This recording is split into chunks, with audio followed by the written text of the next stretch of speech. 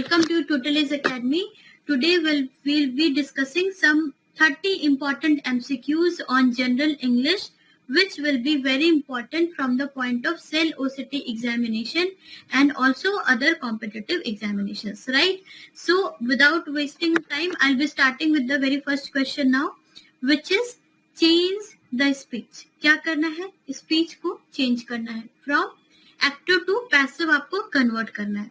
So the question here is, Hari said to me, I will go to the market tomorrow. हरी ने मुझसे कहा, क्या कहा? I will go to the market tomorrow. तो सबसे बड़ी बात, अगर tomorrow आता है, ठीक है, अगर tomorrow आता है तो हम लोग उसके लिए क्या यूज करते हैं? नेक्स्ट डे यूज करते हैं, ठीक है.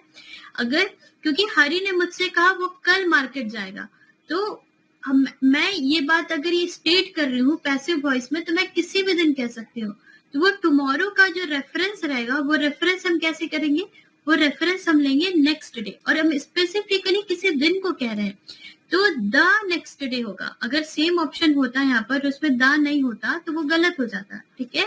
It will be the next day which will be replaced by tomorrow, ठीक है, राइट. और Hari said to me I will go to the market tomorrow, तो इस सेंटेंस को हम लोग यस कन्वर्ट करेंगे पास्ट में V3 में. तो आई विल का क्या कन्वर्ट होता है? विल का होता है वुड. तो हरी ने मुझसे कहा मैं कल मार्केट जाऊंगा, तो हरी ने मुझसे कहा कि वो कल मार्केट जाएगा, तो he would go to the market the next day, ठीक है. तो इसका एक्चुअली अगर हिंदी में देखें तो हरी ने मुझसे कहा कि वो अगले दिन मार्केट जाएगा. हम ऐसा कहते हैं कि वो अगले दिन मार्केट जाएगा, तो that is in the same way we are saying he would go to the market the next day, अगले दिन, right? I hope it is clear. Okay. Point number D will be our answer, obviously. Next, moving to question number 2. Despite his best effort to conceal his anger, ठीक है. Conceal मतलब क्या होता है? Conceal मतलब होता है रोकना, prevent करना, mitigate करना, stop करना, ठीक है, minimize करना. तो despite his best effort to conceal his anger, और उसके बाद आगे का हमें देखना है. तो देखिए दो सेंटेंसेस होती हैं. कैसे होती है? एक होती है इंस्पाइट और एक होता है डिस्पाइट. तो जो इंस्पाइट होता है, ठीक है, जो सेंटेंस होता है जो कि इंस्पाइट से स्टार्ट होता है, तो वो कैसे होता है? इंस्पाइट ऑफ, ठीक है, और डिस्पाइट से फिर से जो सेंटेंस बनता है उसमें एक्चुअली क्या होता है कि जो फर्स्ट पार्ट होता है और सेकेंड पार्ट होता है वो एक दूसरे को निगेट करती है. मतलब एक दूसरे के जो सेंस होता है वो ऑपोजिट में होता है. जैसे कि despite his working hard he could not clear the examination, ठीक है, राइट. तो हम क्या करते हैं कि दो ऑपोजिट इमोशंस में डिस्पाइट लगाते हैं कि despite his dialling to his brother 10 times he could not reach him on the phone. उसने अपने भाई को बहुत बार कॉल किया पर फिर भी वो अपने भाई से बात नहीं कर पाया, ठीक है. तो that is what despite is used. और इंस्पाइट में कैसे होता है? इंस्पाइट में हम लोग जो हम कहना चाहते हैं उसी को और जो सेकंड सेंटेंस होता है वो फर्स्ट सेंटेंस को ही और हाईलाइट करता है, अपोज नहीं करता, ठीक है. For example, in spite of warm weather ही वोर द जैकेट. गर्मी बहुत थी लेकिन फिर भी उसने जैकेट पहन लिया, ठीक है. तो डिस्पाइट ऑफ, तो इस तरीके से हम यूज करते हैं डिस्पाइट और इंस्पाइट में हम ऑफ यूज करते हैं, ठीक है. इंस्पाइट में हम क्या यूज करते हैं? ऑफ. और डिस्पाइट में ऑफ नहीं यूज होता, ठीक. तो हमें ये करना है कि despite his best effort to conceal his anger, उसने गुस्से को कम करने की कोशिश किया लेकिन फिर भी उसकी किसी न किसी एक्टिविटी में गुस्सा नजर आया, ठीक है. हमें कुछ इस तरह से यहाँ पे चूज करना है, राइट. तो he would detect that he was happy. नहीं, हमें यहाँ पे कोई ऐसा फ्रेज लेना है जिससे पता चले कि उसका एंगर दिख रहा है, कि उसने एंगर को छुपाने की कोशिश की फिर भी एंगर दिखा, क्योंकि यहाँ डिस्पाइट है. ये दोनों सेंस ऑपोजिट होगा, ठीक है. He failed us to give us an impression of agony. नहीं, यहाँ पर अगर होता that he gave us an impression of his agony, तो ये सही हो जाता, ठीक है, क्योंकि सेंस मैच कर रहा था. एगोनी मतलब क्या होता है? एगोनी मतलब होता है दुख, तकलीफ, तड़प, ठीक है. उसके बाद he succeeded in camouflaging his emotions. उस camouflage क्या होता है? मतलब ढकना, ठीक है, एक मास्क लगा देना, ठीक है, तो उसने अपने मास को ढकने, अपने इमोशंस को ढकने में वो कामयाब रहा। तो ये भी नहीं होगा। इनफैक्ट यहाँ पर ये होता कि ही कुड नॉट सक्सीड, तो हमारा आंसर ये करेक्ट हो जाता। आप समझ रहे हैं, राइट, कि उसने छुपाने की कोशिश की पर छुपा नहीं पाया। तो ये सही, तो इस तरीके से डिस्पाइट का सेंटेंस बनेगा, right. I hope I am making sense, ठीक है। अगर ही डिड नॉट सक्सीड होता तो हमारा आंसर ये हो जाता। अब देखिए इस पॉइंट को देखिए, people came to know that he was annoyed, right. वो गुस्सा छुपाने की कोशिश कर रही थी फिर भी गुस्सा दिखा, ऐसा हमें सेंटेंस बनाना है, राइट।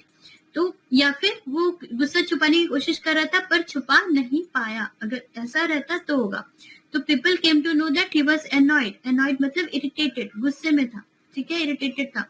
तो लेकिन गुस्से छुपाने की कोशिश की पर फिर भी लोगों को पता चल गया कि वो कैसा था, वो अनॉयड था, उसका मूड ठीक नहीं था।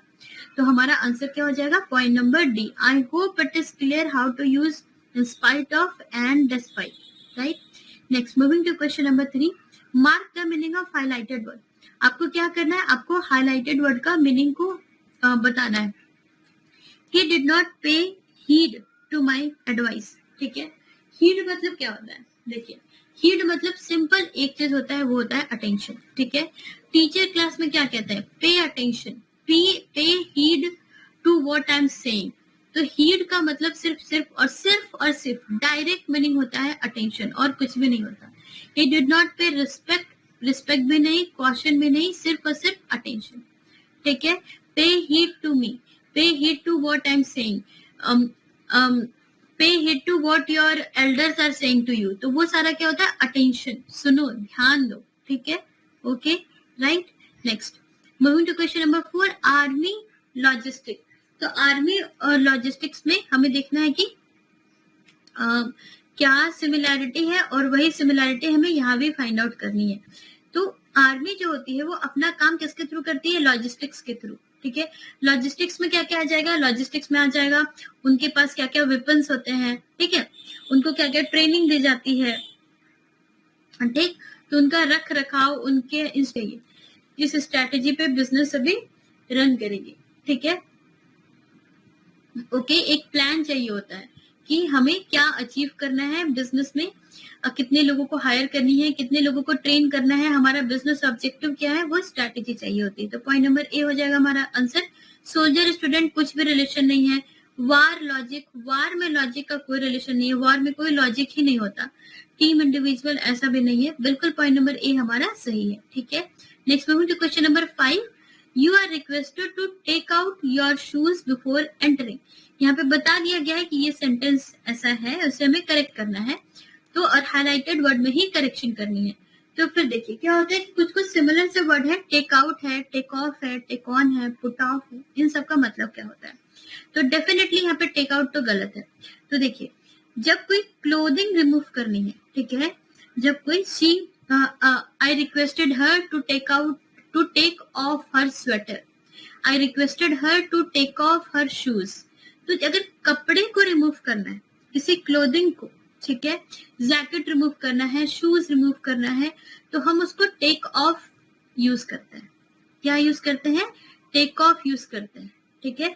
Take off your sweater, take off your jacket, take off your shoes, right. और टेक आउट कब यूज करते हैं, देखिए इन सबका मीनिंग समझ लीजिए, बहुत जरूरी है। टेक आउट मतलब क्या होता है, पुल आउट, रिमूव, इसका मतलब ये रिमूव होता है, पुल आउट होता है, मतलब बाहर निकालो, खींचो, हटाओ, यही होता है टेक आउट का मतलब। लेकिन ये नॉन लिविंग थिंग्स के लिए, अपार्ट फ्रॉम क्लोथिंग, जैसे कि take out your charger from the socket, ठीक है, take out your mobile from the pocket, ठीक है। तो वो टेक आउट मतलब पुल आउट, रिमूव, ठीक है, उसके लिए हम टेक आउट को यूज करते हैं, ठीक है, right, okay. Now we have take on. Take on मतलब क्या होता है, टेक ऑन मतलब होता है कि मतलब take on, we have suppose we have taken her on our team, मतलब हमने उसको अपने टीम में इंक्लूड कर लिया है, इंगेज कर लिया है, ठीक है। For example, he took me as secretary, the person, my boss took me as his secretary, तो मतलब मेरा बॉस जो है वो मुझे सेक्रेटरी के पोजीशन में इंगेज कर दिया है, ठीक है, मतलब इंक्लूड कर दिया है, और हम ऐसा भी कह सकते हैं I am ready to take on the challenges of life. हम ऐसा कह सकते हैं कि I am ready to engage in challenges of life. I am ready to involve in challenges of life. मतलब टेक ऑन कह रहे हैं मतलब to go on that platform, to go on that thing. ठीक है, right. Okay, now we have put off. तो put off जैसा कि पढ़ने में लग रहा है पुट ऑफ मतलब मूड ऑफ हो जा रहा है, मतलब वैसा ही है पुट ऑफ. तो पुट ऑफ मतलब कि लूज इंटरेस्ट. ठीक है, जैसे कि अगर अभी कुछ बहुत नॉइज होने लगेगा तो ऐसा हो जाएगा कि the environment for teaching was put of because of noise. ठीक है, ऐसा कह सकते हैं. पुट ऑफ मतलब इंटरेस्ट खत्म हो जाना या फिर डिले हो जाना किसी चीज में. किसी चीज में डिले हो जाने को भी हम पुट ऑफ कहते हैं. ठीक है, कि बहुत देर हो गई है. The event was put off since it was very late. The event was put off मतलब डिले. ठीक है, तो बस वही, ये एक नेगेटिव इमोशंस देता है. और टेक आउट टेक ऑफ में थोड़ा सा डिफरेंस है. टेक ऑन भी एक डिफरेंट मीनिंग है. तो ये सारा आपको पता होना चाहिए. नेक्स्ट, तो यस हमारा आंसर हो जाएगा point number A. Question number 6, find the correct antonym of the word timid. Timid word का हमें एंटोनिम फाइंड आउट करना है. ठीक है, सिनोनिम नहीं. टिमिड का सिनोनिम क्या है? सॉफ्ट. तो सॉफ्ट पे टिक नहीं करना है. टिमिड के एंटोनिम पे क्लिक करना है. टिमिड मतलब होता है, टिमिड मतलब हो गया बिल्कुल शाई, कोई रिजर्व्ड का सा पर्सन. कोई लास्ट सेशन में मैंने एक वर्ड बताया था डिफिडेंट. ठीक है, डिफिडेंट बताया था मैंने. और डिफिडेंट का मतलब मैंने बोला था कि बहुत शर्मीला सा, रिजर्व सा पर्सन, थोड़ा लेस कॉन्फिडेंट. तो डिफिडेंट का एक सिनोनिम क्या हो जाएगा? Timid. Timid and synonym, timid and diffident will be synonym to each other. और टिमिड का क्या क्या सिनोनिम होंगे? टिमिड के सिनोनिम हो जाएंगे कॉय. टिमिड के सिनोनिम हो जाएंगे शाई. ठीक है, राइट. Reserve, soft. यहाँ पे जो सॉफ्ट दिया हुआ है वो भी हो जाएगा. ठीक है, और उसके बाद फिर देखिए या तो एंटोनिम क्या होगा? टिमिड का फिर बोल्ड हो जाएगा. पॉइंट नंबर ए, जो सॉफ्ट का उल्टा हो. ठीक है, तो सॉफ्ट का उल्टा क्या हो जाएगा? बोल्ड हो जाएगा. ठीक है, राइट. बैशफुल भी नहीं होगा, नर्वस भी नहीं होगा, सॉफ्ट भी नहीं होगा, बोल्ड होगा हमारा answer. Right. Next, question number 7, spot which phrase had error. हमें बताना है कि कौन से फ्रेज में एरर है. ठीक है, तो देखिए सलीम, यहाँ पे ऑप्शन दिया हुआ है. सॉरी, देखिए मैं समझाती हूँ. Salim and Antony are such good friends. वो लोग इतने अच्छे दोस्त हैं that one won't go to the pictures without his coming too. यहाँ पढ़ने से समझ में आ रहा है पॉइंट नंबर सी गलत है. पॉइंट नंबर सी गलत है. तो आंसर क्या होगा हमारा? करेक्ट क्या होगा बताइए? यहाँ पे करेक्ट क्या होगा? अगर पॉइंट नंबर सी में एरर है तो करेक्ट क्या होगा? करेक्ट होगा without the others coming too. ठीक है, without the others coming too. जब वन है तो वन के साथ हम क्या यूज करेंगे? अदर्स यूज करेंगे. Salim and Antony are such good friends that one won't go to the pictures without others. ठीक है, without others coming too. One के साथ हम अगर एक नहीं आता तो दूसरा भी नहीं जाएगा. ठीक है, ओके.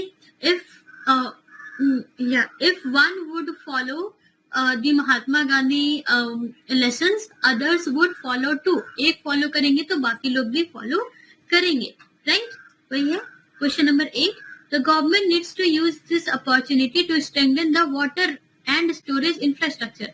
जो गवर्नमेंट है उसको अपॉर्चुनिटी को यूज करना चाहिए कि वाटर क्या एंड स्टोरेज, कि वाटर का स्टोरेज इंफ्रास्ट्रक्चर को तो स्ट्रेंथन करें, साथ ही साथ वाटर का रिटेन करना मतलब बचा के रखना, संभाल के रखना. ठीक है, कभी कभी कहते हैं अगर मैं पढ़ाऊं और आपको याद रह जाए तो हम कहेंगे you have good memory retention. मतलब आपने मेमोरी को अपने मेमोरी में रिटेन कर लिया है वो सारी चीजें. ठीक है, जो भी लेसन है. तो strengthen the water retention and storage infrastructure. हमारा आंसर क्या हो जाएगा? Point number C. ठीक है, एबॉलिश मतलब खत्म करना. ट्रिगर मतलब पता ही है. ओके, नॉर्मल सा ट्रिगर है. डेलिक्वेसेंट मतलब क्या होता है? डेलिक्वेसेंट मतलब to make it more liquid. अगर मतलब डेलिक्वेसेंट मतलब लिक्विड से बनाइए किसी भी चीज को. अगर हम डेलिक्वेसेंट में यूज कर रहे हैं मतलब हम उसे लिक्विड बना रहे हैं. ठीक है, तो हमें यहाँ पे वाटर को क्या करना है? रिटेन करना है. ठीक है, next question number 9, even so it must be granted that the CEO managed well the event beyond merely delivering a mild dash to the poor performers. ठीक है, तो CEO ने क्या किया? CEO ने इवेंट को ठीक से मैनेज किया. CEO managed the event well beyond merely delivering a mild dash to the poor performance. तो जो poor performance थे उसको उसने क्या किया, थोड़ा मोड़ा डांटा होगा, ठीक है, थोड़ा मोड़ा समझाया होगा, तो और उसके बाद उस सीईओ ने इवेंट को ठीक से मैनेज कर लिया.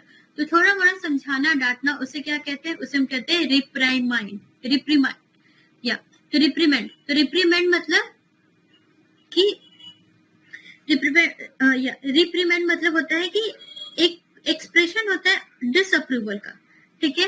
Officers were reprimanded for poor performance, हम ऐसा कह सकते हैं, ठीक है.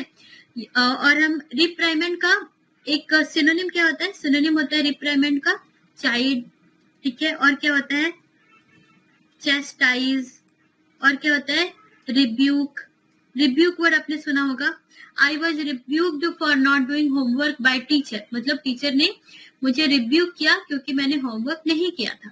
ये सारा वर्ड रिप्रीमाइंड, चाइड, चेस्टाइज और रिब्यूक, ठीक है, ये सारे का जो है वो एक दूसरे के क्या है, सिनोनिम है. CHASTISE एंड रिब्यूक, ठीक है. तो ये आपको ध्यान में रखना है. प्रीव्यू, अलाइन, रिवॉर्ड ये सारा नहीं होगा क्योंकि आप पुअर परफॉर्मर की बात की जा रही है, तो पुअर परफॉर्मर को थोड़ी डांट पड़ी, ठीक है, तो वो है रिप्रीमेंड, ठीक है, right. Next moving to question number 10. Fill in the blanks with appropriate set of words.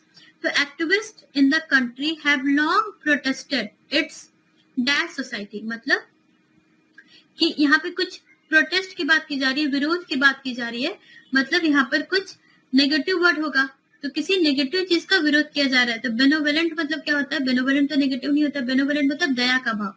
प्रीएमिनेंट मतलब भी नहीं होगा, वेनरेबल भी नहीं होगा. प्रीएमिनेंट मतलब जो पहले से एग्जिस्ट कर रहा है, वेनरेबल में नहीं होगा, कमजोर ये भी नहीं होगा. पैट्रियार्कल हो सकता है, पैट्रियार्कल सोसाइटी मतलब क्या हुआ कि पैट्रियार्कल सोसाइटी का बहुत पहले से विरोध किया जा रहा है. पैट्रियार्कल सोसाइटी मतलब जहाँ पे मेल डोमिनेशन होता है, ठीक है. दैट एसेंशियली, जो कि essentially dash women from travelling. तो पैट्रियार्कल सोसाइटी क्या करेगा, वुमेन को ट्रैवलिंग के लिए मना करेगा, राइट, मना करेगा. तो पैट्रियार्कल हमें यहाँ से मिल तो रहा है, और यहाँ पे हम आगे के ऑप्शंस भी देख लेते हैं. शुरू से पढ़ते हैं. Activist in the country have long protested its patriarchal society that essentially prohibits women from travelling, जो कि वुमेन को मना करता है किससे, ट्रैवल करने से, शादी करने से या फिर कॉलेज अटेंड करने से without permission from male relative, ठीक है. तो एक्टिविस्ट जो है वो प्रोटेस्ट कर रहे हैं किस चीज के बारे में, वो प्रोटेस्ट कर रहे हैं पैट्रियार्कल सोसाइटी के बारे में, जो कि वुमेन को प्रिवेंट करता है, मना करता है, प्रोहिबिट करता है फ्रॉम ट्रैवलिंग, मैरिंग और attending college without male relative. अब मेन रिलेटिव को क्या बोला जाता है, मेन रिलेटिव को उसका गार्जियन कह सकते हैं, गार्जियन बोला जाता है. तो देखिए यहाँ पे प्रोहिबिट भी हो सकता है, यहाँ पे प्रिवेंट भी हो सकता है, ठीक है. प्रोहिबिट भी हो सकता है, प्रिवेंट भी हो सकता है, लेकिन हमें पहला वर्ड पैट्रियार्कल मिल रहा है तो प्रोहिबिट चल सकता है. और मेल रिलेटिव उसका स्टवर्ड, कस्टोडियन, प्रोटेक्टर, गार्जियन क्या बोला जाएगा मेल रिलेटिव को. तो स्टीवर्ड मतलब क्या होता है, स्टीवर्ड मतलब कोई आपका ध्यान रख रहा है, टू लुक आफ्टर, ठीक है. अगर कोई आया है जो बच्चे के ध्यान रख रही है, वो स्टीवर्ड हो जाएगा, ठीक है. और उसके बाद कस्टोडियन क्या होता है, कस्टोडियन मतलब भी वही होता है, to take care, to take responsibility. कोई आपका कस्टोडियन है मतलब वो आपका ध्यान रख रहा है, वो आपकी रिस्पॉन्सिबिलिटी ले रहा है. लेकिन यहाँ पे स्पेसिफिकली जो मेल रिलेटिव होगा वो उसका गार्जियन होगा. स्टीवर्ड, कस्टोडियन आपका फ्रेंड भी हो सकता है. यहाँ पे गार्जियन एक एप्रोप्रिएट वर्ड है, पैट्रियार्कल भी हमें मिल रहा है, तो पॉइंट नंबर ई हो जाएगा हमारा आंसर, ठीक है, right. Next moving to question number 11. यहाँ पे भी we have to fill in the blanks. News and social media. News and social media companies have moral dash to ensure that they do not directly or otherwise deliberately dash the facts. देखिए news और social media के पास moral क्या होता है, responsibility होती है, obligation होता है, मोरल ड्यूटी होती है. क्या ड्यूटी होती है कि वो किसी भी तरीके से डेलिबरेटली मतलब कोई होता है जानबूझकर, डेलिबरेटली मतलब जानबूझकर, कि वो जानबूझ करके फैक्ट्स को क्या नहीं करें, फैक्ट्स को तोड़ मरोड़ नहीं करें, टार्निश नहीं करें, डिस्टॉर्ट नहीं करें, राइट, मिस इंटरप्रेट नहीं करें. तो यहाँ पे डिस्टॉर्ट, टार्निश, मिस इंटरप्रेट ये सारा ही यूज हो जा रहा है. बेस्मर्च मतलब क्या होता है, डैमेज करना होता है. बेस्मर्च मतलब डैमेज. तो बेस्मर्ज और एनहेंस तो नहीं होगा, डैमेज करना भी नहीं होगा, एनहेंस भी नहीं होगा, मिस इंटरप्रेट, टार्निश, डिस्टॉर्ट, ये तीनों यहाँ पर हो सकता है, ठीक है। और मोरल की बात करें तो मोरल रिस्पॉन्सिबिलिटी भी हो जाएगी, ठीक है, मोरल ऑब्लिगेशन, कमिटमेंट, रिस्पॉन्सिबिलिटी। तो मोरल, जनरली मोरल रिस्पॉन्सिबिलिटी की बात करते हैं, वैसे तीनों ही सही लग रहा है, आगे देखते हैं, ठीक है। उसके बाद facts to their audiences and pass them off for news. It is post-truth world. We dash this becomes especially important. ठीक है, right? Okay. If it is post-truth world, we desire, denounce, inhabit. ठीक है, this becomes especially important. तो यहाँ पे देखिए we inhabit, इस world में ये जो if it is post truth world we inhabit, मतलब कि post truth मतलब जो ट्रूथ जो कि हो चुका है, तो उसके बाद जो ट्रूथ हो चुका है, पोस्ट ट्रूथ मतलब वो वर्ल्ड जहाँ पे ट्रूथ ऑलरेडी हो चुका है, जो truth news and social media वाले हमें बता रहे हैं। तो if it is post truth world we inhabit, inhabit मतलब जिस दुनिया में हम लोग रहते हैं, दिस बिकम्स स्पेशली इम्पोर्टेंट, ठीक है। तो इसमें अप्रोप्रिएट आंसर हो जाएगा, देखिए पॉइंट नंबर सी, ठीक है। News and social media companies have moral responsibilities to ensure that they do not directly और अदरवाइज डेलिबरेटली, जानबूझ करके वो लोग क्या नहीं करें, मिस इंटरप्रेट करें फैक्ट्स को, to their audiences and pass them off for news, ठीक है, ओके। और उसके बाद if it is post truth world, if it is post truth world, post truth मतलब वर्ल्ड मतलब पोस्ट इवेंट वर्ल्ड, वो सच्चाई जो घट चुकी है, ठीक है, वो सच्चाई हमें न्यूज से पता चलेगी। वी इनहैबिट, जहाँ पे हम लोग रहते हैं, we inhabit, this becomes specially important. Denounce नहीं होगा, डिनाउंस बिल्कुल भी नहीं होगा। डिनाउंस मतलब क्या होता है, डिनाउंस मतलब पब्लिकली मना करना, पब्लिकली किसी चीज को मना करना, ठीक है। तो डिनाउंस यहाँ पे बिल्कुल भी सूट नहीं कर रहा है, ठीक। तो यहाँ पर इनहैबिट बिल्कुल सही आ रहा है, ठीक है। तो हमारा आंसर क्या हो जाएगा, पॉइंट नंबर सी, राइट।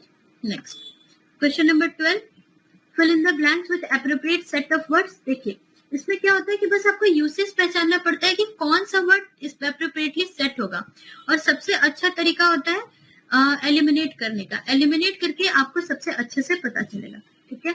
अब देखिए, demand for physical gold in Asia dash tepid this week, ठीक है, एज हाई प्राइसेस।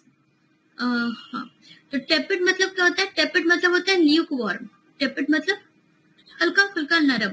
तो कहा जा रहा है कि जो गोल्ड का डिमांड था वो एशिया में नरम ही रहा, तो मतलब तो नरम ही रहा मतलब वहां पे बेस्ट क्या होगा, वहां पे वर्ड जो होगा वो होगा रिमेंड। देखिए ऑप्शन में हमारे पास बस केप्ट, डिस्पाइट और रिमेंड है, तो या तो केप्ट होगा या तो रिमेंड होगा, डिस्पाइट तो नहीं होगा, ठीक है। यहाँ पे आप देखिए, तो यहाँ पे रिमेंड ठीक लग रहा है कि रिमेंड ही रहा, मतलब टेपिड ही रहा, जो प्राइस था गोल्ड का वो ठीक ठाक ही रहा, ठीक ठाक टेपिड ही रहा, as high prices dash buyers on the sidelines, ठीक है। तो high prices kept buyers, ठीक है, क्योंकि जो बहुत ज्यादा हाई प्राइसेस थी उन्होंने बायर्स को साइड लाइन पे रखा, ठीक है।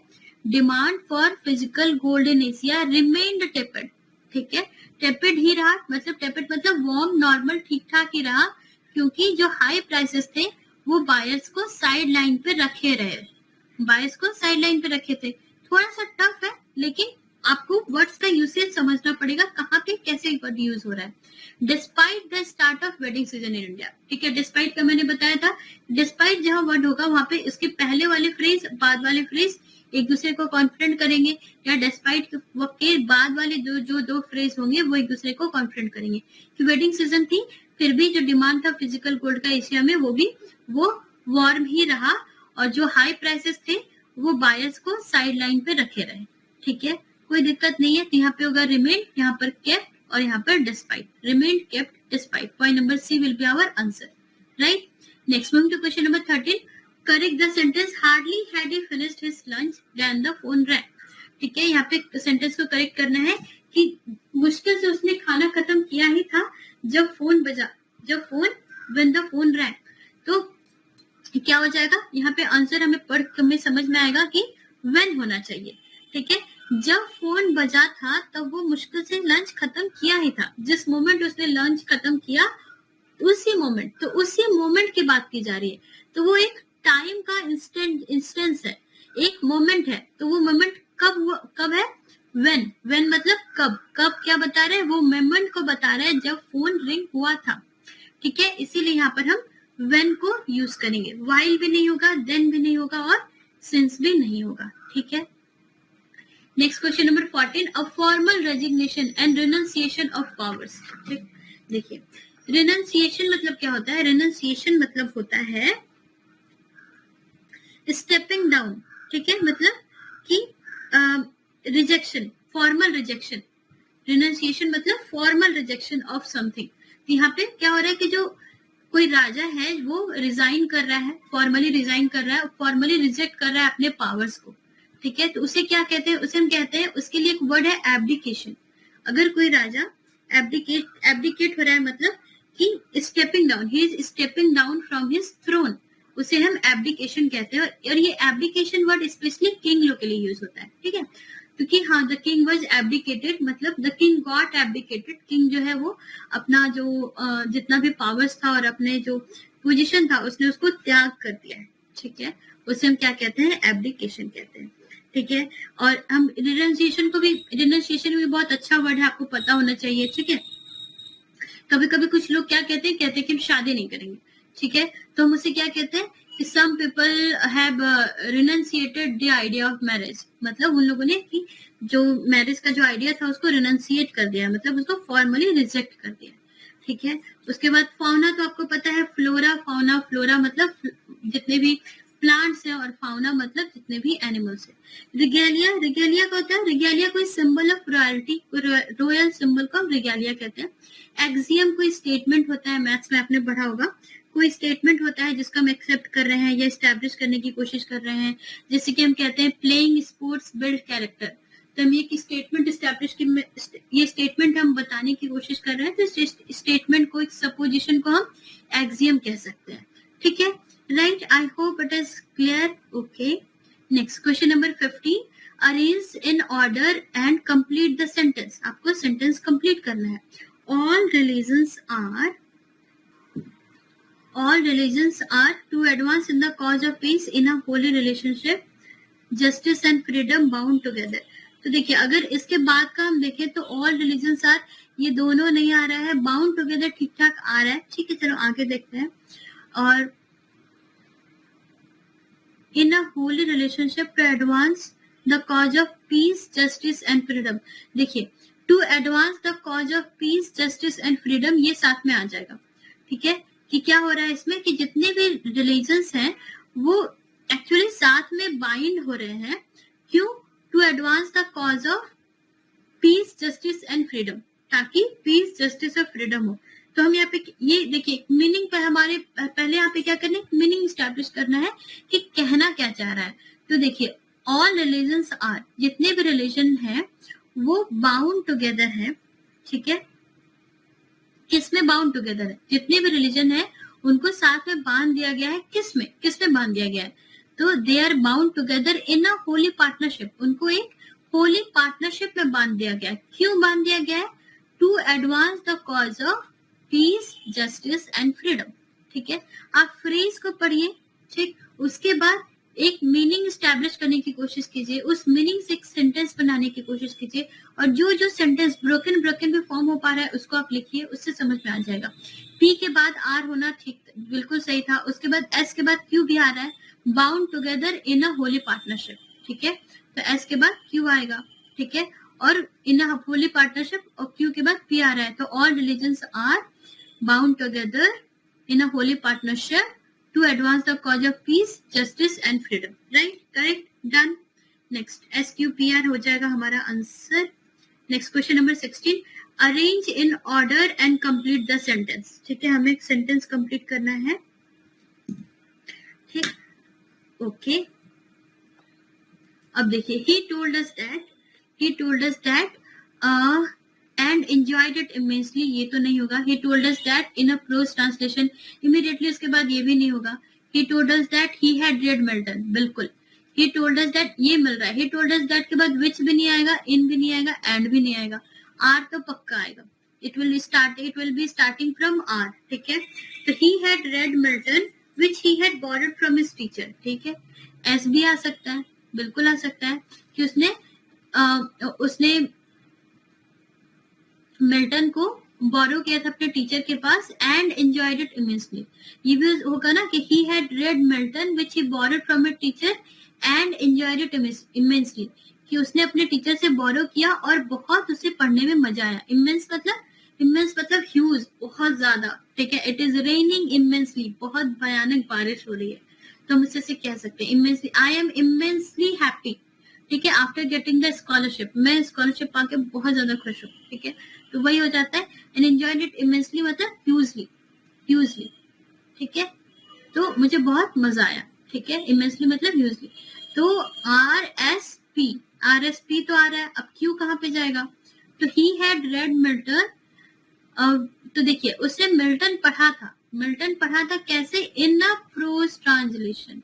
देखिए P के बाद R के बाद Q एडजस्ट हो जा रहा है. समझ में आ रहा है कैसे हो रहा है? उसने मुझे कहा कि वो मिल्टन पढ़ा प्रोज ट्रांसलेशन में, जो कि उसने टीचर से बोरो किया था और उसे पढ़ने में बहुत मजा आया. ठीक है. Right. He had read Milton in a prose translation. Milton जो था वो किस में था? प्रोज ट्रांसलेशन में था. टीचर से बोरो किया गया था, पढ़ने में मजा आया. RQSP point number C. ठीक.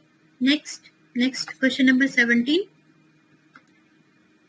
देखिए करेक्ट करना है. One of the function of a teacher is to spot cases of maladjustment. Teacher का एक फंक्शन ये भी होता है कि माल एडजस्टमेंट के जो केसेस अगर ठीक से एडजस्ट नहीं हुए हैं, ठीक है, क्लासेस नहीं ठीक से एडजस्ट हुई हैं, सपोज अगर हमारे मैथ्स की क्लासेस में कुछ ऐसे बच्चे हैं जिनका इंग्लिश बहुत पुअर है, और इंग्लिश की क्लासेस में कुछ ऐसे बच्चे हैं जिनके मैथ्स बहुत पुअर है. तो वहां पे क्या होगा? मैं एडजस्टमेंट करने की जरूरत होगी कि मैथ्स की क्लासेस में सारे बच्चे वही होने चाहिए जिनका मैथ्स पुअर है. ठीक है. कुछ ऐसा माल एडजस्टमेंट. ठीक है. तो one of the function of a teacher is to spot cases of maladjustment. यहाँ पे गड़बड़ किसमें है? यहाँ पर है. वन ऑफ द क्या होगा? बहुत ही सिंपल है. One of the functions of. सबसे पहले तो यहाँ पे ऑफ ही होगा, ये तो गलत है. सम ऑफ द फंक्शन नहीं है, वन ऑफ द फंक्शन. बहुत सारे फंक्शंस में एक फंक्शन ये है टीचर का कि माल एडजस्टमेंट के केसेस को स्पॉट करें. तो बहुत सारे फंक्शंस में से, ठीक है, तो वन ऑफ द फंक्शंस. ठीक है. आंसर क्या हो जाएगा? बहुत सारे फंक्शंस में से एक फंक्शन है, तो one of the functions of the teacher is to spot cases of maladjustment. ठीक है. ओके. राइट. यहाँ पे सम नहीं होगा, मोस्ट नहीं होगा. Some of the functions of a teacher is to distribute sweets. अगर यहाँ पे एक ही फंक्शन की बात हो रही है, राइट. अगर ऐसा रहता है spot cases of mall adjustment and distribute sweets, ठीक है, तो वहां पे हम कह सकते थे सम ऑफ द फंक्शन. ठीक है. लेकिन यहाँ पर एक ही फंक्शन की बात हो रही है, तो सम भी नहीं होगा और मोस्ट भी नहीं होगा. Right. Next question number 18. The grapes are now dash enough to be picked. देखिए यहाँ पे बहुत इंपॉर्टेंट कॉन्सेप्ट है किसका? इस वर्ड का. राइट. कोई भी फल या सब्जी जब वो मैच्योर हो जाती है और इस लायक हो जाती है कि हम उसे तोड़कर यूज कर सके, तो उस स्टेज को हम कहते हैं राइप. ठीक है. उस स्टेज को हम कहते हैं राइप. राइप बनाना, राइप लेमन, राइप एप्पल्स, मतलब कि हम उसे अब तोड़कर खा सकते हैं. अब हम उसे तोड़कर यूटिलाइज कर सकते हैं, मतलब कि वो रेडी है. राइप का मतलब क्या होता है? कि fruits are ready to be eaten by us. Fruits are mature to be cooked. ठीक है. या vegetables are mature to be cooked. तो राइप का मतलब, राइप का मीनिंग में ही रेडी आ जाता है, राइप का मीनिंग में मैच्योर आ जाता है. और एक स्टैंडर्ड वे में हम राइप वर्ड को ही यूज करते हैं जब हम सोचते हैं कि हमें फल को तोड़ना है. तो हम ऐसा कह सकते हैं, whenever you are going to pick any fruit, see if it is well ripe, मतलब ठीक से पका है तभी तोड़ो. ठीक है. unripe fruits should not be picked, मतलब कच्चा है तो नहीं टूटेगा. तो राइप एक स्टेज होता है जहां पर हम फल को तोड़ते हैं. fruits are matured enough to be picked. Right, okay. और राइप का हम ऐसे जनरल इंग्लिश में भी यूज कर सकते हैं। राइप मतलब जनरली होता है मेच्योर, ठीक है। तो राइप ओल्ड एज, ठीक है। तो ripe old age people are very much intelligent, ठीक है। जो लोगों के पास बहुत मेच्योरिटी होती है, राइप ओल्ड एज होता है, वो उनके पास काफी ज्ञान होता है, ठीक है। तो हम ऐसा कह सकते हैं। या 1 second friends, 1 second, just wait.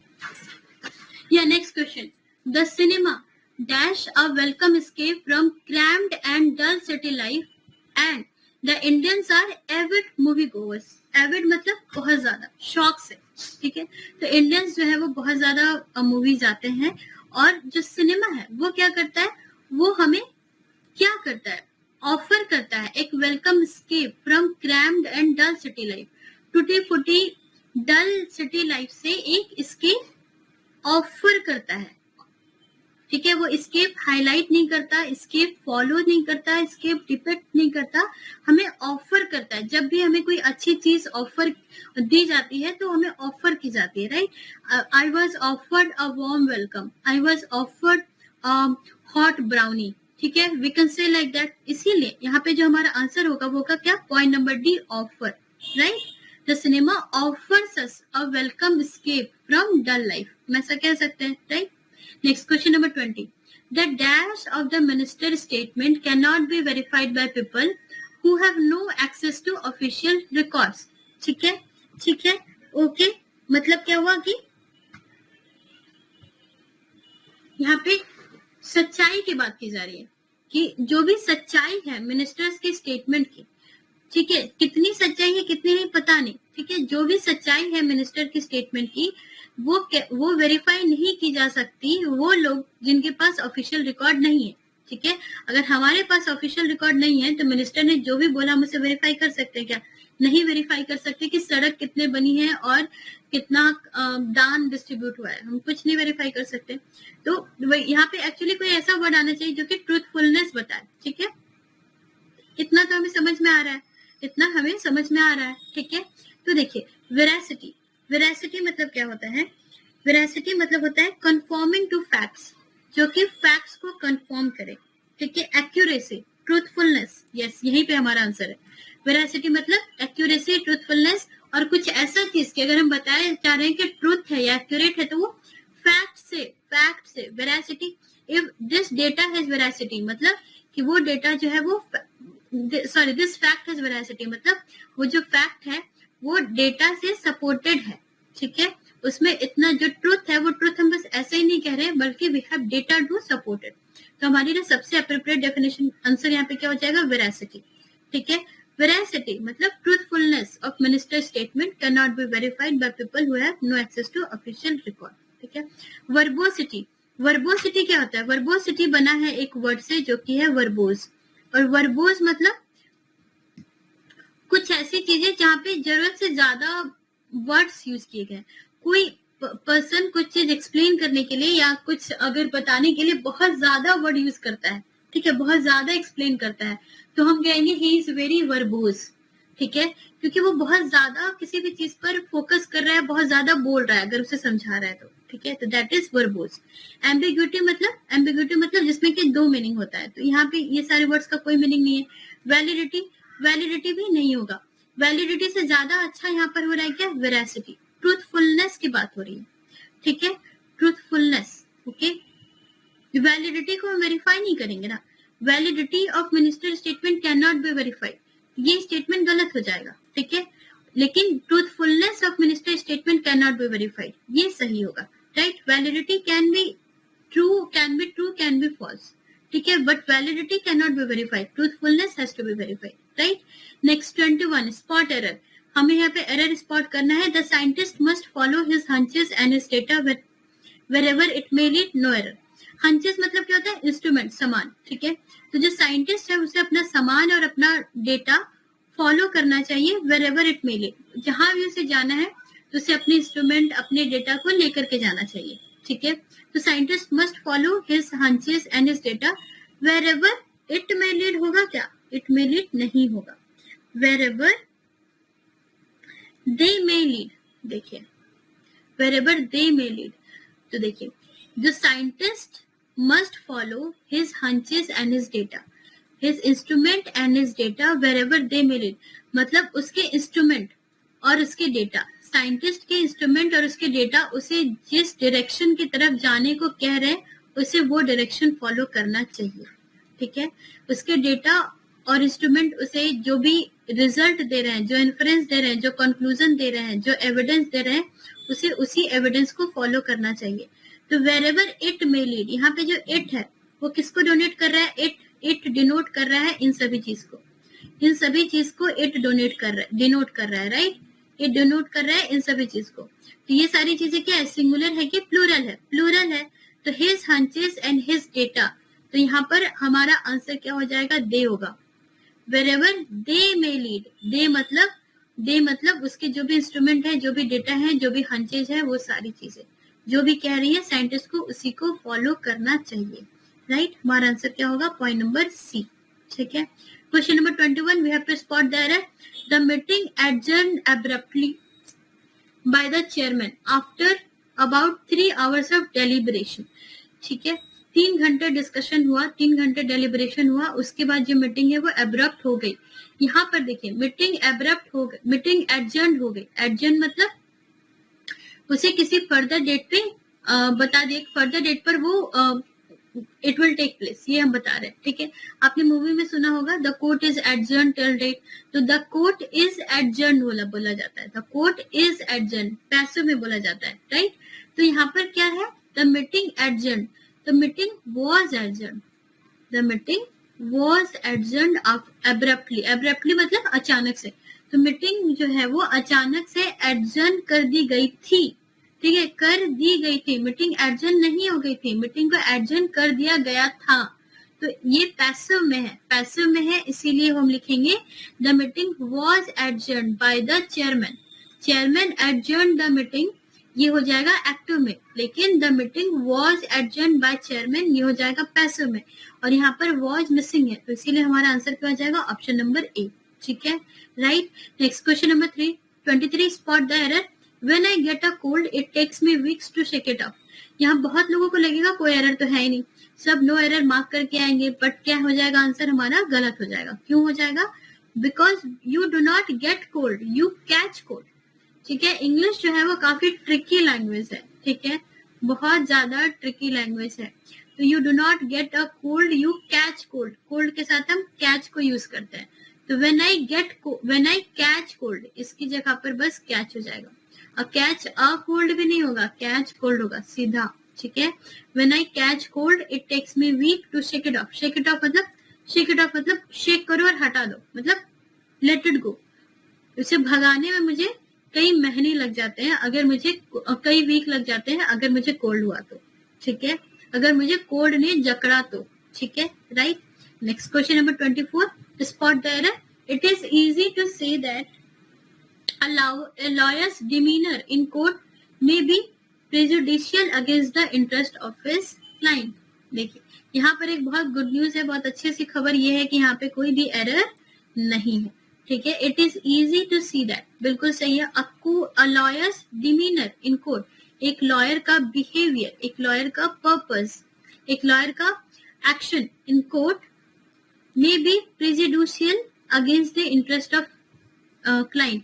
तो लॉयर का जो डिमेनर होता है, जो बिहेवियर होता है, जो इंटरेस्ट होता है, वो जो भी क्लाइंट का इंटरेस्ट है उसके अगेंस्ट में हो सकता है. ये बहुत ही ज्यादा इजी है देखना. यहाँ पे कहीं भी कोई सा भी मिस्टेक ऐसा दिख तो नहीं रहा है, ग्रामेटिकल और ऐसे भी कोई. ठीक है, ना कोई लॉजिकल एरर है, ना कोई ग्रामेटिकल एरर है. हमारा आंसर हो जाएगा point number D, right. Next question number 25, a style in which a man speaks highly about himself. ठीक है, कभी कभी क्या होता है, कोई इंसान बस खुद के बारे में बात करते रहता है, खुद को बहुत इंपॉर्टेंस देता है अपनी बातों में ही, तो हम उसे क्या कहते हैं? हम उसे पॉम्पस कहते हैं. He is a very pompous man since he always talks about himself only and whatever his achievements are. तो वो हो जाएगा पॉम्पस, जो खुद के बारे में बस बहुत हाई बातें करता है, ऊंची बातें करता है. वर्बोस के बारे में मैंने आपको बताया था. वर्बोस मतलब किसी चीज को एक्सप्लेन करने में जो कोई बहुत ज्यादा वर्ड्स की यूज करता है, जो कि अननेसेसरी होते हैं. ठीक है, वो होता है verbose. He is a verbose person because he can speaks hours and hours on a very small topic as also. ठीक है, उसके बाद पेडेंटिक क्या होता है? पेडेंटिक मतलब जो बहुत छोटी छोटी चीजों पे ध्यान देता है, ठीक है, जो बहुत छोटी छोटी सी चीजों पे ध्यान देता है, बहुत स्मॉल डिटेल पे ध्यान देता है, उसे कहते हैं पेडेंटिक। जैसे कि the painter has pedantic approaches in his paintings, वो छोटी छोटी चीजों पे बहुत ध्यान देता है। और ऐसे हम कह सकते हैं, right, the mothers have a pedantic attitude because they are able to detect any small mistakes which we have done or any small mischief we have done. The mothers are able to identify because of their pedantic approach, क्योंकि वो छोटी छोटी चीजों पे ध्यान देती हैं, right. Ornate मतलब सजा के रखना। ऑर्नेट मतलब जनरली जैसे कि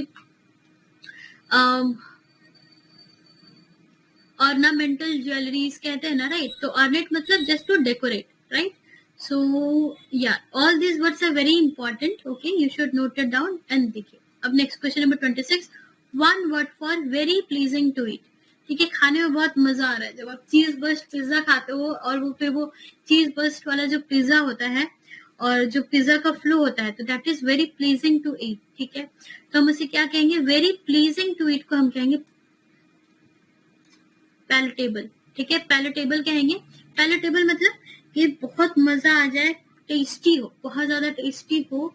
और एपेटाइजिंग और पैलेटेबल, इनफैक्ट ये दोनों ही एक दूसरे के सिनोनिम्स है, दोनों ही एक दूसरे के सिनोनिम्स है। कोई टेस्टी खाना हो गया, डिलीशियस खाना हो गया, माउथ वाटरिंग खाना हो गया, बहुत हॉट ब्राउनी विद आइसक्रीम अगर आपके सामने आ जाए, ठीक है, मतलब बस मुंह में पानी आ जाना। ठीक है, तो वही हो जाता है एपेटाइजिंग और पैलेटेबल। इनफैक्ट दोनों होगा, लेकिन अगर प्लीजिंग वर्ड यूज हो रहा है खाने में, वेरी प्लीजिंग, तो जनरली खाने में मजा है, इंटरेस्ट हो, इंजॉय करें आप, तो आप उस तो पैलेटेबल वर्ड यूज होता है इसके लिए। ठीक है, पैलेटेबल वर्ड यूज होता है। टेंटलाइजिंग, टेंटलाइजिंग मतलब क्या होता है, टेंटलाइजिंग मतलब कुछ ऐसा जो कि आपको एक्साइट कर दे। ठीक है, जिसे बहुत मजा आ जाए। ठीक है, बहुत कुछ टेंटलाइजिंग मतलब अगर आपने कुछ बहुत ही बिल्कुल, अगर ice, if you just take some ice, तो आपको बिल्कुल थोड़ा सा yes you will feel some excitement in your tongues, तो वो हो जाएगा टेंटलाइजिंग। ठीक है, सम्पचुअस, सम्पचुअस मतलब क्या होता है, सम्पचुअस मतलब होता है कि very impressive and expensive look. ये सारे वर्ड्स काफी इंपॉर्टेंट है फ्रेंड्स। सम्पचुअस मतलब हो जाता है कि बहुत ही ज्यादा यस एक्सपेंसिव लुक, जैसे कि द ड्रेस या she has the boy has taken me to a very sumptuous feast. उसने एक सम्पचुअस फीस्ट मुझे लेकर के गया, मतलब कि वहां पे काफी महंगा था, काफी इम्प्रेसिव था। द फूड वाज सम्पचुअस, मतलब जो खाना था बहुत महंगा था, बहुत इम्प्रेसिव था। तो एक्सपेंसिव एंड इम्प्रेसिव, इसको साथ में हम क्या कहेंगे, सम्पचुअस कहेंगे, राइट। ठीक है, next question number 27, mark the correct spelling. तो आपको करेक्ट स्पेलिंग मार्क करनी है, तो इसका करेक्ट स्पेलिंग होगा point number C, efflorescence. Efflorescence, efflorescence जो वर्ड है वो किससे बना है, फ्लावर से बना है। तो फ्लावर से बना है, देखिए यहाँ पर है फ्लावर, फ्लावर से बना है एफ्लोरेसेंस। एफ्लोरेसेंस मतलब क्या होता है, कोई बर्ड, कोई कली जो फूल की तरफ खिलती है, उसे हम कहते हैं efflorescence, that is flowering, blossoming. ठीक है, आप इसको सेंटेंस में कैसे यूज करोगे, आप इसको सेंटेंस में कैसे यूज करेंगे, कि we have watched this boy, we have watch this, आप ऐसा कह सकते हैं, we have watched his efflorescence from a kid to a young boy. हमने देखा कि वो किड से एक यंग बॉय कैसे बना वो। ठीक है, तो वही एक ये स्टेज होता है, efflorescence is a stage in which any flower, any petal develop to a flower, right? Next, question number 28, correct the sentence, I did not offer any explanation regarding this incident, my behavior is speaking itself। ठीक है, तो देखिए एक phrase होता है, एक phrase होता है which that phrase is speaks for itself, और इस फ्रेज का जो मीनिंग होता है, इसका मीनिंग क्या होता है, नो नीड टू एक्सप्लेन। ठीक है, ऑब्वियस है, कोई चीज ऑब्वियस है, समझाने की जरूरत नहीं है, तो हम क्या बोलेंगे, स्पीक्स फॉर इटसेल्फ। ठीक है, ऐसा हम बोलते हैं। ठीक है, तो हमारा आंसर यहाँ पर क्या हो जाएगा, सिंपली स्पीक्स फॉर इटसेल्फ होगा। My behaviour is speaking itself नहीं, स्पीक्स फॉर इटसेल्फ होगा। ठीक है, मेरा बिहेवियर खुद ही आंसर कर देगा, मेरा बिहेवियर खुद ही बता देगा। ठीक, तो यही है हमारा answer point number B. Will speak to itself, नहीं। हैज बीन स्पीकिंग, नहीं। स्पीक्स अबाउट इटसेल्फ, नहीं। यहाँ पर सिर्फ और सिर्फ ये चेक किया जा रहा है कि आपको ये फ्रेज को यूज करना आता है कि नहीं। स्पीक्स फॉर इटसेल्फ, मेरा बिहेवियर खुद ही आंसर करता है मेरे लिए, ठीक। Next question number 29, find the synonym of canny. Canny का सिनोनिम फाइंड आउट करना है। तो कैनी मतलब क्या होता है? कैनी मतलब होता है कोई पर्सन जो कि बहुत ज्यादा चालाक है, ठीक है, चालाक है। कैनी को हम और क्या क्या कह सकते हैं? कैनी का सिनोनिम हो जाएगा श्रेव्ड, श्रेव्ड, ठीक है। श्रेव्ड वो होता है जो बहुत ज्यादा चालाक होता है, बहुत ज्यादा चालें चलता है। और उसके बाद शार्प हम कह सकते हैं, sharp is also an synonym of canny, ठीक है। उसके बाद हो गया क्या? एस्ट्यूट, ASTUTE, ये सारे क्या हो गए? कैनी के सिनोनिम हो गया, ठीक है। उसके बाद हमारे पास जो वर्ड है एब्स्टिनेट। एब्स्टिनेट मतलब क्या होता है? एब्स्टिनेट मतलब होता है स्टबर्न, हेडस्ट्रॉन्ग। कोई अगर पर्सन बहुत ज्यादा जिद्दी है, कोई बच्चा बहुत ज्यादा जिद्दी है, तो हम एब्स्टिनेट वर्ड उसके लिए हम यूज कर सकते हैं, हेडस्ट्रॉन्ग, ठीक है। इनफ्लेक्सिबल, बहुत ज्यादा इनफ्लेक्सिबल हो तो हम उसके लिए क्या यूज करेंगे? ऑब्स्टिनेट। जैसे कि the problem of unemployment in India is getting obstinate. Inflexible है, स्टबर्न है, वो प्रॉब्लम सॉल्व ही नहीं होती, ठीक है। हैंडसम आपको पता है। स्टाउट, स्टाउट मतलब क्या होता है? स्टाउट मतलब स्ट्रॉन्ग, स्टाउट मतलब strong. He is a stout person, हम कहते हैं सिंपली मतलब स्ट्रॉन्ग, ठीक है। स्टडी, ठीक है। ब्रिंग मी अ स्टाउट स्टिक मतलब एक मोटा सी छड़ी लेकर के आओ, ब्रिंग मी अ स्टाउट स्टिक, ठीक है, right. Next question number 30, find synonym of inexplicable. तो इनएक्सप्लिकेबल जो वर्ड है, इनफैक्ट आप इसे एक्सप्लेन वर्ड से बनाइए। तो एक्सप्लेन का ऑपोजिट हो गया इनएक्सप्लिकेबल, मतलब वो चीज जो कि एक्सप्लेन नहीं की जा सके, ठीक है। वो चीज जो कि बहुत ज्यादा मिस्टीरियस हो, कुछ समझ में ना आए कि प्रॉब्लम क्या है, पता नहीं चल रहा है कि दिक्कत क्या है, तो हम कहते हैं उसे इनएक्सप्लिकेबल। इनएक्सप्लिकेबल का सिनोनिम क्या क्या हो जाएगा? इसका सिनोनिम हो जाएगा अनफैथोमेबल, अनफैथोमेबल। फैटम, फैटम भी एक वर्ब है, फैटम। फैटम मतलब क्या होता है? फैटम मतलब होता है पता लगाना, ठीक है। कहते हैं ना कि fathom the height of this well, इस वेल की कितनी हाइट है पता लगाओ, ठीक है। Fathom the height of this tower, पता लगाना, कैलकुलेट करना। तो अनफैटोमेबल जो कि हम पता ना लगा सके, ठीक है। उसके बाद मिस्टीरियस, मिस्टीरियस हो गया। फिर क्या हो गया? स्ट्रेंज हो गया, स्ट्रेंज हो गया जो कि समझ में ना आए रीजन क्या है, हम इसे एक्सप्लेन ना कर पाए, ठीक है। बैफलिंग, बैफलिंग, बैफलिंग में क्या होगा? इनएक्सप्लिकेबल का सिनोनिम हो जाएगा, ठीक है। एक और वर्ड होता है, आपने कहीं देखा होगा, एनिग्मेटिक। एनिग्मेटिक, एनिग्मा मतलब क्या होता है? एनिग्मा मतलब कोई ऐसी चीज जिसके पीछे कोई राज हो और हमें पता ना हो। एनिग्मेटिक मतलब रहस्यमय, पता न चले। तो इसी का आंसर यहाँ पर हो जाएगा क्याटिक नहीं होगा, अनकनेक्टेड नहीं होगा, कंफ्यूजिंग नहीं होगा। हमारा आंसर क्या हो जाएगा? अनअकाउंटेबल। अनअकाउंटेबल मतलब जिसको हम अकाउंट ना कर सके, पता ना कर सके कि हुआ क्या, ठीक है। तो यस, तो हमारा आंसर क्या हो जाएगा यहाँ पर? मोस्ट एप्रोप्रिएट सिनोनिम क्या है इनएक्सप्लिकेबल का? यहाँ पर अनअकाउंटेबल, राइट। ओके, या so that's it for today friends. Thank you all for your time.